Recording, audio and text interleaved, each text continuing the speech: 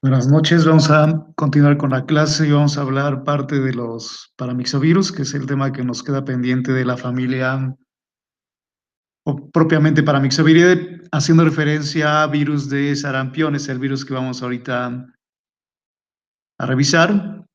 Como les he indicado en las otras clases que hemos comentado y que había varios miembros de esa familia y que íbamos a revisar solamente algunos, vamos ahorita con el virus causante de sarampión. No olviden que forman parte de la misma familia, familia Paramyxoviridae, género Morbillivirus.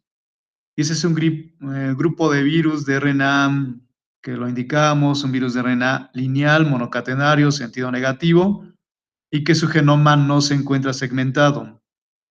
¿Ok? Se asocia a la nucleoproteína, muy parecida a los otros virus que fueran parte de la misma familia. Presenta una envoltura lo mismo pleomórfica de aproximadamente entre 100 a 250 nanómetros de diámetro y codifica 8 proteínas estructurales. Entonces la estructura es similar, tiene el mismo orden, no olviden que tiene una envoltura, por lo tanto va a llevar el mismo mecanismo de infección que de otros virus que habíamos comentado. Nos vamos directamente a la patogenia de los virus. Como les indicaba, ese tipo de virus va a infectar en primera instancia vías respiratorias superiores. Lo que se debe tomar en cuenta es que es uno de los virus sumamente contagiosos en la edad infantil y que se transmite por gotas respiratorias, como les decía, cruza el epitelio respiratorio, empieza a replicar en ese sitio en vías respiratorias superiores. Una vez que replica, puede ir llegando a infectar otras células. Por ejemplo, tiene la característica de infectar células que forman parte del sistema inmunitario, como en el caso de grupo de células presentadoras de antígeno, como lo son los macrófagos y las células dendríticas, ¿ok? Infecta las células antes que las células epiteliales. De aquí se va a ganglios y también va a empezar a replicar. Replica en el hígado, replica en el vaso, también en esos sitios. Hay una diseminación al sistema retículo endotelial que conforma esa parte y el sistema linfático, por medio de receptores que se encuentran principalmente en la membrana, que son receptores SLAM o tipo SLAM, y que el virus va a reconocer. Entonces va a ser ese mecanismo general de cómo va a entrar y cómo se empieza a dispersar ese grupo de virus. Entonces, como les decía, principal grupo de células, la diana más importante que se infecta en la sangre va a ser el monocito, ¿ok? Después van a ser células epiteliales y endoteliales, incluyendo también otro grupo de células como el timo, el vaso, el hígado, los ganglios linfáticos. De células epiteliales tenemos la piel, conjuntiva, intestino, vejiga, pulmón. Entonces, bueno, son parte de los tejidos que el virus va a estar infectando y que por esa vía se puede diseminar, va a haber una diseminación de el virus para poder generar propiamente una lesión. Algo muy importante en el cuadro clínico que se caracteriza por este virus es que inicia con un cuadro igual pseudogripal y el periodo de incubación es de 7 a 21 días con una media aproximadamente de 13 días, por ejemplo. Los pródromos se van a iniciar con fiebre y con una mnemotecnia que la abrevian como TRCIF, que la T quiere decir que va a presentar tos, rinitis, conjuntivitis y presenta también el paciente fotofobia. TRCIF. Entonces inicia los pródromos con ese cuadro característico de los pacientes. Una vez que inicia con ese cuadro de pródromos, es muy importante tomar en cuenta este dato. 2 días después del periodo prodrómico van a aparecer unas manchas, conocidas como manchas de Koplik, que esas manchas son, aquí sí son patognomónicos, no como las manchas de Nagayama, que habíamos comentado en el caso del virus del herpes simple, bueno, perdón, herpes humano, 6 y 7, que generaba un tipo de mancha que comentamos que eran algunos pacientes. Aquí las manchas de Koplik sí son patognomónicos, son indicativos de la enfermedad y hay que tomarlo en cuenta. Si estamos pensando que el paciente está cursando con sarampión, podemos analizar y ver cómo se encuentran.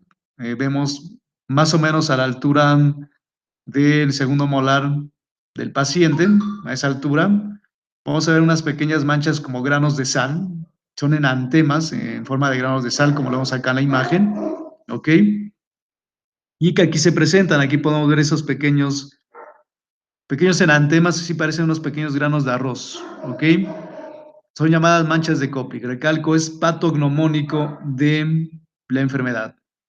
Y esas lesiones que están apareciendo, esos enantemas, duran aproximadamente entre 24 a 48 horas y llegan a ser pequeñas, que a veces no se distinguen, pero si exploran muy bien se pueden encontrar, ¿ok? Pero después van a desaparecer. Si ya pasó ese tiempo, por ejemplo, bueno, van a desaparecer y no los vamos a tener presentes, que es lo que debemos de tomar en cuenta también. Es un diagnóstico importante para sarampión. Después de que aparecen las manchas de Koplik, vienen pasando más horas a lo largo de 12 o 24 horas siguientes de la aparición de las manchas de Koplik, se van a empezar a formar exantemas por debajo de las orejas, se extiende a la cara y de aquí avanza a la extensión prácticamente de todo el cuerpo. ¿Ok? Todo el cuerpo va a quedar cubierto de esos exantemas. Aquí lo podemos ver. En el paciente se cubre prácticamente todo. Se extiende por todo, recalco, por todo el cuerpo. ¿Ok? Una vez que aparecieron, se extendieron por todo el cuerpo, vienen aproximadamente en el rango de tiempo entre el sexto y el 10º día, se inicia la involución empezando donde aparecen, principalmente en la cara, ¿ok? Y en esa región se ve de manifiesto algo muy importante que es la descamación fina y una pequeña pigmentación. Podemos ver aquí el tono de la cara, una descamación efectivamente con un cambio de pigmentación en un tono blanco aproximadamente. Aquí lo podemos ver, está descamando y siguen zonas eritematosas también. Es una descamación ligeramente fina que aquí también en la parte de la mano empiezan a aparecer, pero esa evolución en la cara se manifiesta principalmente por esa descamación que presenta el paciente, ¿ok? Que va a tener así como tal, y que se va a manifestar. Como todo, siempre va a haber complicaciones. Tenemos como la complicación de Krupp, que ya vimos cuál es el virus principal que debemos de pensar. Ok, tenemos bronquiolitis, también comentamos qué virus principal debemos de pensar en bronquiolitis y se puede complicar hasta una neumonía. Ok, recuerden que el Krupp también se recibe el nombre de laringotraqueobronquitis. Ok, y bueno, son los virus que forman parte de la familia, misma familia Paramyxoviridae, realmente, bueno, que forman parte de un género diferente. En ese caso es muy importante tomar en cuenta que cuando los cilios se van a perder, porque puede haber una pérdida de los cilios, va a predisponer a una infección bacteriana secundaria y que puede tener complicaciones cuando hay una infección secundaria, que las complicaciones pueden ser otitis media y, como les decía ahorita, puede ser una neumonía, una complicación por neumonía en el paciente, que no es la principal enfermedad que va a causar, pero puede asociarse a ese cuadro de neumonía también provocada por sarampión. Cuando hay pérdida de cilios y cuando hay la presencia de bacterias, puede llegar a esa parte y se puede complicar en el paciente. Otras complicaciones que son raras es el desarrollo de una encefalitis y que puede ser por los siguientes mecanismos. Que ocurra una infección directa de las neuronas, que genere una encefalitis postinfecciosa después de que el virus quedó presente y que provoque una pancefalitis esclerosante subaguda, que se abrevia como PES. Son tipos de complicaciones que puede ocurrir en el paciente, ¿ok? Puede estar ocurriendo y puede generar prácticamente, bueno, ese cuadro clínico en el paciente al final, pero son como complicaciones también que pueden presentarse en este grupo de pacientes. Obviamente no va a ser en todo, recalco, son complicaciones que se van a ir dando y que va a ocurrir en algunas personas, no ocurre en todos. ¿Cómo diagnosticamos? Hay algo muy importante y tiene que ver bueno, también con diferenciales que ahorita vamos a indicar. Desde el punto de vista clínico, hay que tomar en cuenta que el sarampión puede confundirse con la enfermedad de Kawasaki. Los virus son difíciles también de cultivar, por ejemplo.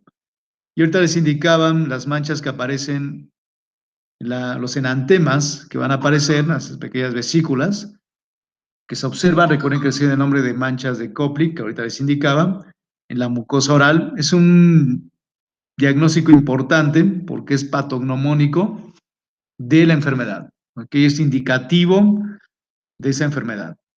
Las manchas de Koplik que debemos de tomarlo en cuenta, les decía que hay que buscar más o menos a la altura del segundo molar, del segundo tercero, ahí aproximadamente se encuentra,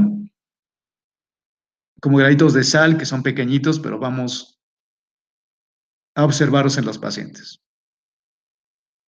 Diagnóstico de laboratorio, se encuentra la técnica también de RT-PCR, la técnica de ELISA para determinar IgM o IgG, también, que es muy importante la detección de esos anticuerpos. Recuerden que la IgM es la que aparece primariamente, la IgG es la de memoria inmunológica.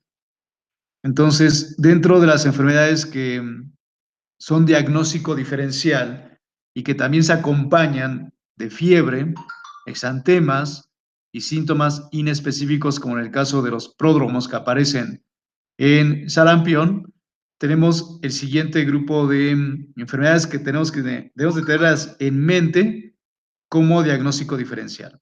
Rubiola, escarlatina, provocada por piógenes, recuerden, exantema súbito por rociola, provocada, recuerden, por prácticamente los virus del herpes humano, el 6 y el 7 que les decía, dengue también, puede generar un exantema, puede generar fiebre también. Y recuerden que la fase inicial de la varicela, solamente en la fase inicial de la varicela, que aparecen puntitos rojos, eritematosos alrededor, que después van creciendo y evolucionan a una vesícula. En la fase inicial de la varicela son diagnósticos diferenciales. ¿Por qué? Porque esas enfermedades que están representadas en la diapositiva se acompañan de fiebre, exantema y síntomas inespecíficos, por lo tanto, lo debemos de tomar en cuenta como diagnóstico diferencial. Tratamiento y prevención, igual no hay ningún tratamiento específico que demuestre que pueda ser de utilidad para controlar la replicación de los virus. No hay un tratamiento antiviral, ¿ok? Como recomendaciones nutricionales nos dicen que se debe de indicar, por ejemplo, vitamina A una vez al día por vía oral durante 2 días en los pacientes con sarampión. Es una recomendación que nos dan por los efectos que tiene la vitamina A también. Cuando lleguen a la parte de vitaminas en bioquímica, o tal vez ya lo revisaron, recuerden bien los mecanismos de acción de las vitaminas liposolubles, de cómo van a estar actuando, que muchos de ellos ejercen un mecanismo de acción a nivel nuclear, se pueden encontrar presentes ahí. Y la vacuna de virus vivos atenuados de sarampión se van a administrar a niños sanos de 12 a 15 meses y de nuevo a los 4 o 6 años de edad. Sería como prevención, ¿ok? Pero no hay que olvidar, no hay ningún tratamiento. Recuerden, si hay fiebre en el paciente y estamos hablando de una edad infantil, nos vamos a quedar con eh, paracetamol, que es lo que hemos indicado, y olvidarnos, bueno, de otros medicamentos.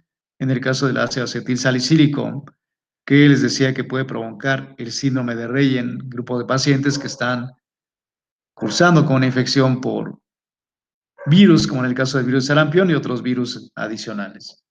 Entonces, con respecto a virus de sarampión, bueno, es todo. Ahorita vamos a iniciar también con virus de influenza, que es otra familia diferente. Y ahorita hacemos una pausa y empezamos con la siguiente presentación.